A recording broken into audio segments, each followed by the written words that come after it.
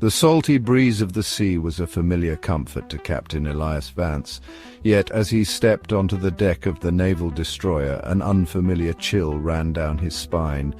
The ship lay anchored in the harbour, a shadow of its former glory. The air around it seemed thick with an eerie silence that hung heavily, as if the sea itself held its breath in anticipation. The destroyer, once a proud sentinel of the waters, was now a ghostly figure. Its mighty hull, silhouetted against the dim light of dawn, seemed to pulse with an unsettling energy. Vance hesitated, feeling the weight of countless untold stories pressing upon him. The winds whispered secrets he could not quite grasp, and each step forward felt like a journey into another world. Despite his trepidation, Captain Vance was drawn to the ship by an inexplicable pull. His orders were clear: investigate the fate of the crew that had vanished without a trace. As he ascended the gangway, the clink of his boots against the metal rungs echoed ominously, a stark reminder of the solitude awaiting him on board. With a deep breath, Vance steeled himself for what lay ahead. The vastness of the ship loomed before him, its secrets hidden within rusted walls and shadowed corridors. It was a task that demanded courage, and Vance was determined to uncover the truth, no matter how unsettling it might be. The ship's deck stretched out before Captain Vance, an expanse of corroded metal and forgotten memories. The once robust structure now bore scars of time and neglect, its surfaces flecked with rust that gleamed faintly in the pale light. The sight was both majestic and mournful, like a war hero left to fade into obscurity. Everywhere Vance looked, decay had taken root. The railings were crusted with salt, the paint peeling away in large swathes. The creaking of the ship as it swayed gently with the tide was a constant reminder of its tenuous hold on the present.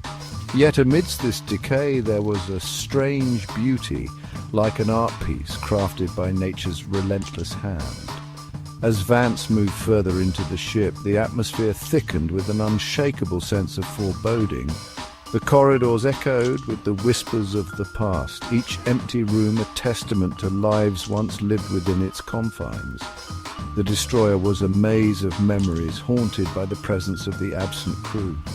Vance paused at the entrance to the bridge, the heart of the ship. The air here was cooler, tinged with an inexplicable sadness. He could feel the ship's loneliness, a living thing that wrapped itself around him, urging him to uncover its secrets and bring closure to its restless soul. The enigma of the missing crew weighed heavily on Captain Vance's mind. Reports had been sparse and cryptic, offering little insight into their sudden disappearance. There were no signs of struggle, no distress signals sent. It was as if they had simply vanished into thin air, leaving behind only spectres of their existence. As he searched the ship, Vance found personal effects scattered throughout, untouched and eerily preserved. A half-filled mug of coffee on a console, a forgotten cap hanging by a hook, a deck of cards laid out for a game that would never be finished. These remnants of ordinary life stood in stark contrast to the extraordinary mystery surrounding their absence. The deeper Vance delved, the more he felt the weight of expectation. It was as if the ship itself was a living entity, demanding answers for its lost crew. The silence was deafening, broken only by the distant echo of the sea against the hull. Vance's heart pounded, each beat a reminder of his isolation amidst the unanswered questions. Despite the chilling atmosphere, Vance was resolved to uncover the truth. He moved with purpose, driven by a sense of duty to those who had disappeared. The ship's corridors beckoned him onward, as if guiding him to the heart of the mystery that lay buried within its depths. The bridge of the destroyer was a command center frozen in time. Captain Vance stood at the helm, surrounded by an array of instruments and controls, all eerily silent. Dust motes danced in the pale light filtering through the windows, highlighting the stillness that had settled over everything. Vance's eyes scanned the room, taking in the details. Charts and maps lay strewn across the table, marked with the scribbles of strategies and plans. The captain's chair stood empty, its leather cracked and worn. It was a throne without a ruler, a testament to the void left by the missing crew. As he moved through the bridge, Vance's fingers brushed against the cold metal surfaces, feeling a connection to the men who once stood in his place. The ship seemed to hum with a low, unearthly vibration, as if whispering secrets long kept hidden. Vance shivered, sensing an unseen presence watching his every move. Leaving the bridge, Vance ventured into the living quarters. Here the personal stories of the crew came to life through their belongings. Photographs pinned to walls, uniforms neatly hung, and books left open to favorite pages. Yet the oppressive silence remained, amplifying the absence of those who had once called this place home. Section 5. The Unearthly Whispers. It began as a faint murmur, barely audible over the creaking of the ship. Captain Vance paused in his exploration, straining to catch the sound. The whispers seemed to rise from the walls themselves, a ghostly chorus that ebbed and flowed like the tide. Each hushed tone sent a shiver down his spine, an unnatural intrusion into his solitude. The whispers grew louder as Vance moved deeper into the ship, their intangible nature unnerving him. They spoke of things he could not comprehend, words just beyond the edge of understanding. It was as if the ship was alive, communicating in a language of its own, a dialect of the spectral and the unseen. Vance found himself drawn towards the source of the voices, an irresistible pull that guided him through the labyrinthine corridors. The air grew colder, the light dimmer, as if the ship itself was guiding him to its heart. With each step, the whispers grew more insistent, a siren call that he could not ignore. Despite his growing unease, Vance continued on, driven by a mix of fear and curiosity. The ship was leading him somewhere, a destination that promised answers to the mysteries that had so far eluded him. He pressed on, determined to uncover the truth, even if it lay beyond the veil of the living world. Section 6. The Galley and Engineering Levels. The galley was a place of stark contrast, a domain once filled with the sounds of camaraderie and sustenance. Captain Vance entered, the metallic clatter of his footsteps echoing through the empty space. The tables were set as if in anticipation of a meal that would never be served, plates and cutlery gleaming in the dim light. Vance's gaze drifted to the walls, where messages and jokes scrawled in chalk bore testament to the life that once thrived here. Yet now it was silent, the laughter and chatter replaced by an oppressive hush. The air was thick with the scent of forgotten meals, a reminder of the passage of time and the lives abruptly interrupted.